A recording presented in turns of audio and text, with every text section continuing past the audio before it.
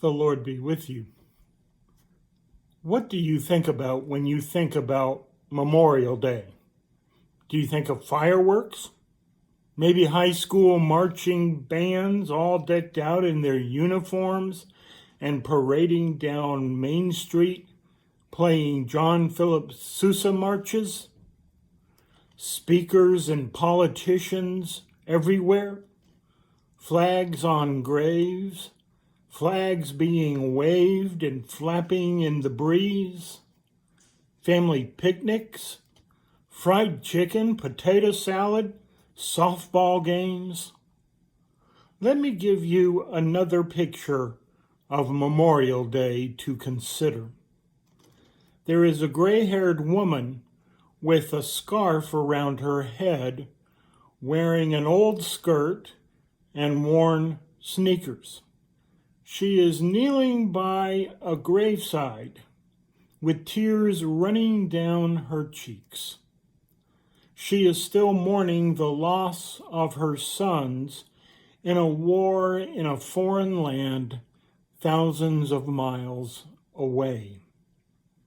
She wears the medals on her tattered blouse, the medals given by a grateful nation for the lives of her sons' sacrifice.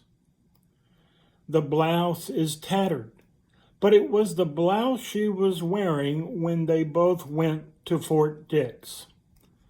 There in the cemetery, she talks to the cross. After a while, she slowly walks back to her car to go home, where she works in the yard all day on her flowers.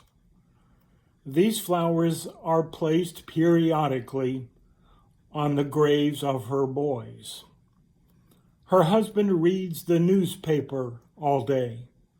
He hurts too much to go anywhere. So what do you think when you hear the words Memorial Day? George MacLeod tells of a regimental boxing match during the Second World War.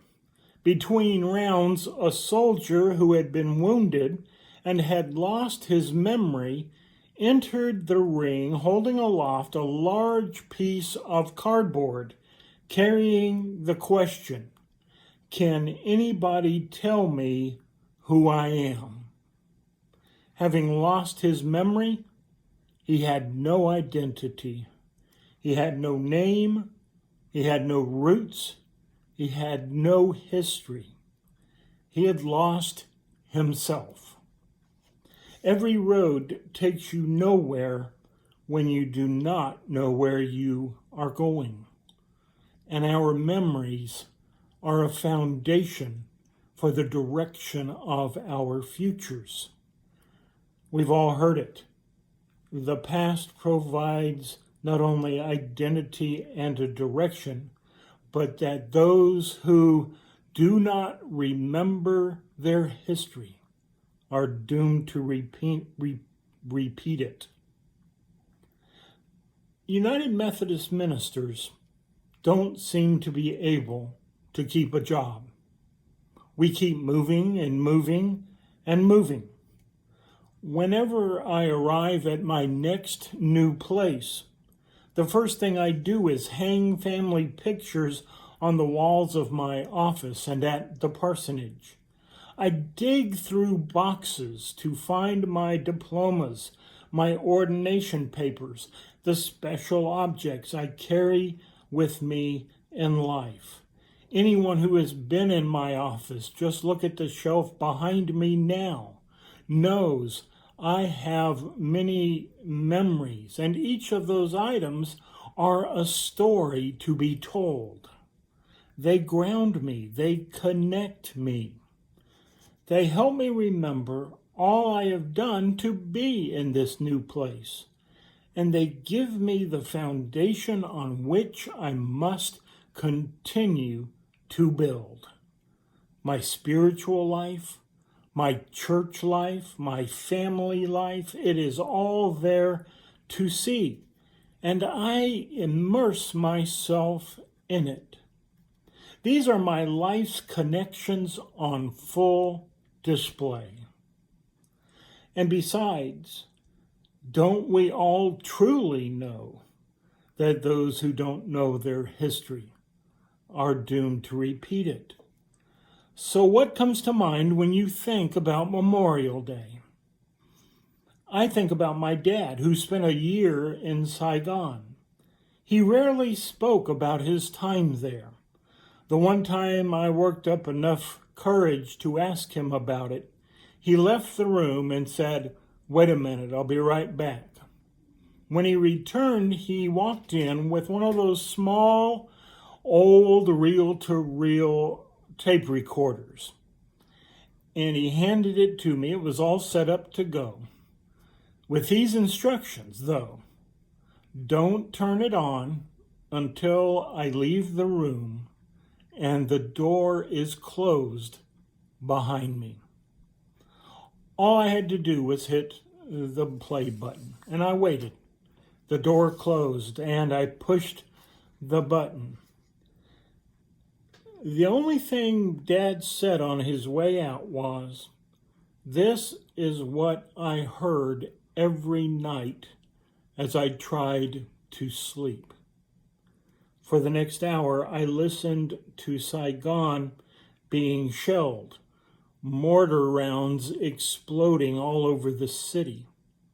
Some exploded far away. Some sounded very, very close. One day when my father was in his office, one of the mortar rounds exploded right next to his building, and a very wicked-looking piece of shrapnel came flying through the window and missed his head by less than 12 inches. I once considered carrying that around in my office too, but it is so dangerous because the edges are so sharp. Those are the only stories I know. He came home with that piece of shrapnel and PTSD. Those are the things that come to my mind on Memorial Day. A day for remembering our past so that we might walk more confidently into our future. These things we have endured. This is what Memorial Day says to me. These things we have endured, and while we may be bent, we are not broken. It's a day for sharing memories, and that is so important. One more thing always comes to my mind on Memorial Day. Jesus saying, "Do this in remembrance of me." Jesus knew the importance of remembering.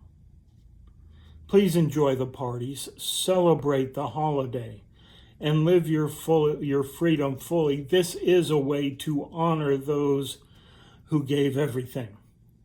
But also, please take a moment to bow your heads and remember that freedom isn't free, that all paid some, and that some paid all.